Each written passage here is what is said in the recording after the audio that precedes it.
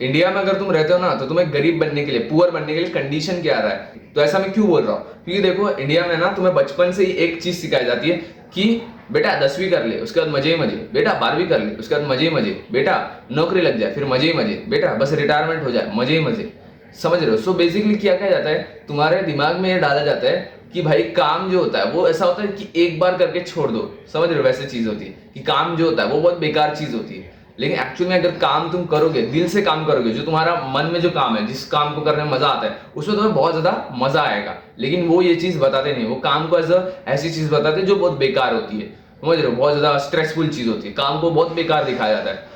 उसके साथ साथ एक और चीज जो तुम्हें सिखाई जाती है वो है एडजस्टमेंट मेंटालिटी और जुगाड़ मेंटालिटी। एडजस्टमेंट मेंटालिटी यानी कि बेसिकली कुछ भी चीज में एडजस्ट करो, बेटा ये तो करना ही पड़ेगा ना, बेटा ऐसे तो नहीं होता ना, बेटा एडजस्ट तो थोड़ा एडजस्ट तो करना ही पड़ेगा ना।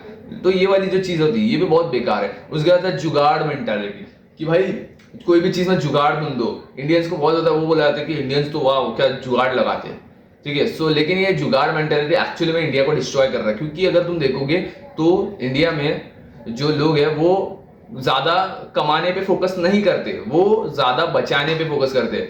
इंस्टेड ऑफ कि भाई मैं कैसे ज्यादा कमाऊं ताकि मैं ज्यादा चीजें अफोर्ड कर सकूं, ज्यादा चीजें खरीद सकूं, उसके जगह पे लोग क्या करते हैं कि मैं कैसे कैसे ज्यादा से ज्यादा पैसे बचा सकूं, कैसे मेरे को चीजें फ्री में मिल जाए। फ्री में लोगों को लिटरली फ्री में चीजों का बहुत आदत पड़ चुका है। और इसमें सच बताओ तो भाई गवर्नमेंट का भी एक रूल है, अगर तुम देखोगे किसी भी गरीब को तो उनके बहुत बच्चे होते हैं। क्यों पता है, क्योंकि एक राशन कार्ड नाम की चीज होती है, और राशन कार्ड पे जितने ज्यादा लोग होंगे, जितने ज्यादा लोगों का नाम होता है उतना फ्री में राशन मिलता है। सो इसलिए लोग बच्चे पैदा करते हैं। और एक और चीज होती है वो है बच्चे जो होता है वो उनका रिटायरमेंट प्लान होता है। एक टाइम के बाद बूढ़े हो जाएंगे तो बच्चों को एज रिटायरमेंट प्लान देखते हैं कि भाई बच्चे जो है वो उनको पालेंगे पोसेंगे जब वो बूढ़े हो जाएंगे। इवन कोई बच्चा अगर कोई अलग चीज करता है, जैसे कि लेट्स से उसको ड्राइंग में इंटरेस्ट है, सो उसको जबरदस्ती खींचा जाता है कि नहीं नहीं ड्राइंग नहीं करना है तुझे, तो भाई फिजिक्स केमिस्ट्री मैथ्स पढ़नी है, तुझे ड्राइंग में कुछ भी नहीं करना, ड्राइंग बहुत फालतू की चीज होती है, उसमें उतना कुछ करियर है नहीं, उसमें कुछ स्कोप नहीं है, तो तुझे नहीं करना है। जबरदस्ती उसका जो मन का काम होता है उसको छीना जाता है एंड जबरदस्ती एक काम दिया जाता है उसको जो इसमें वो इंटरेस्टेड नहीं है। जबरदस्ती ऐसे सब्जेक्ट्स पढ़ाए जाते हैं जिसमें एक्चुअली में उसका कोई इंटरेस्ट है ही नहीं। सो इससे बेसिकली होता क्या है, जबरदस्ती उसको एक ऐसा करियर में जाना पड़ता है जिसमें उसको इंटरेस्ट नहीं है। और इवन तुम इंडियन सीरियल्स में भी देखोगे ना तो पता नहीं क्यों लेकिन स्ट्रगल को बहुत ज्यादा ग्लोरीफाई किया था कि भाई स्ट्रगल स्ट्रगल। जो गरीब आदमी है, गरीब आदमी को एज अ हीरो प्रेजेंट किया था। गरीब मतलब मेहनती गरीब है, और अमीर जो है वो बहुत ज्यादा ईगोइस्टिक है, उसमें बहुत ज्यादा गुरूर है, उसमें बहुत ज्यादा अहंकार है कि भाई वो गरीब से मतलब अच्छे से बात नहीं करता। और सच बताओ ना तो अगर तुम एक बार के लिए अमीर बन जाओगे ना तो तुम्हें गरीबों के साथ ऐसे ही पेश करना पड़ेगा। पता है क्यों? क्योंकि ये जो गरीब हुए हैं ना ये अपनी आदत से गरीब हुए हैं। तुमने वो क्लिप्स देखी है जहाँ पे फॉरेनर्स को बहुत ज्यादा हैरास किया जाता है, या फिर कोई अमीर बंदा दिख गया ना तो जबरदस्ती उनके पीछे पड़ जाते हैं ये गरीब पैसा मांगने के लिए। समझ रहे हो। एंड तुम देखोगे तो ये गरीबों को बहुत ज्यादा सरकार भी हेल्प करती है, फ्री में राशन तो मिल रहा है, उसके साथ साथ उनको क्या किया जाता है कि वो अगर तुम यूपी का एक क्लिप देखोगे उसमें लिटरली कोई तो बंदा है वो बोल रहा है कि अगर तुम चौथा बच्चा करोगे तो 21,000 रुपीज देंगे, और पांचवें बच्चे पे 31,000 रुपीज देंगे।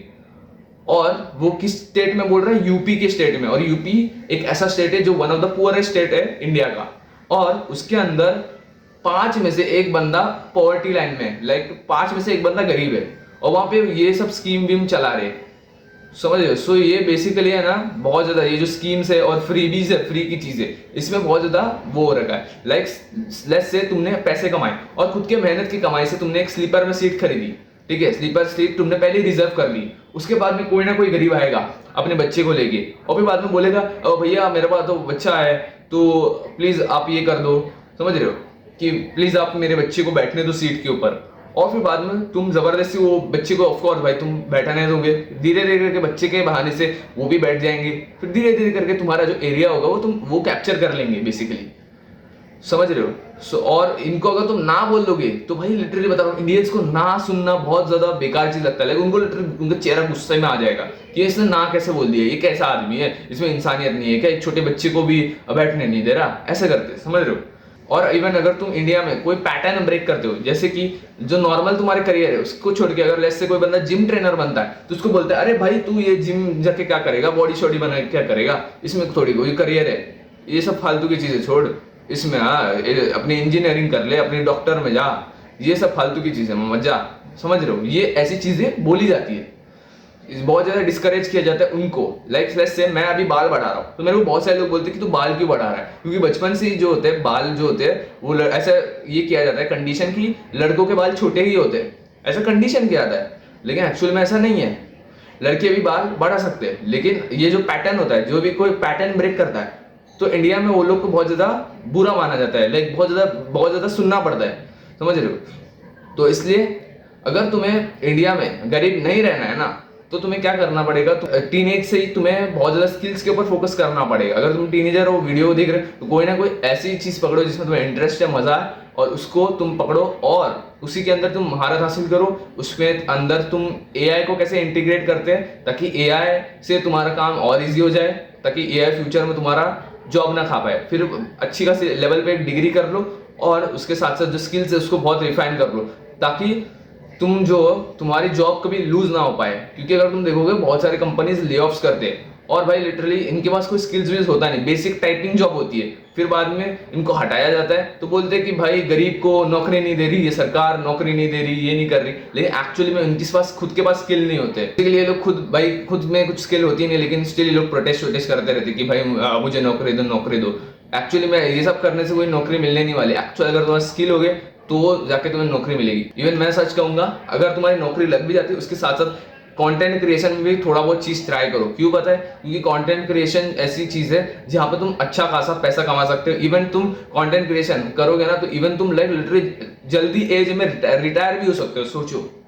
तो कंटेंट क्रिएशन एक ऐसी चीज है जिसमें नॉट ओनली तुम्हारे सोशल स्किल्स, जो तुम्हारे कैमरा स्पीकिंग स्किल्स है, ये बढ़ेगी, लेकिन साथ साथ तुम पैसे भी कमा सकते हो, तुम फेमस भी हो सकते हो, ठीक है, लोग तुम्हारे साथ आके सेल्फी लेंगे। सो ये भी चीज हो सकती है। तो इसलिए तुम्हें ना सच बताओ तो कंटेंट क्रिएशन भी करना चाहिए अपने स्किल्स के साथ साथ। जो स्किल्स तुम वर्क कर रहे हो उसके साथ साथ तुम्हें कंटेंट क्रिएशन में थोड़ा बहुत ट्राई करना चाहिए।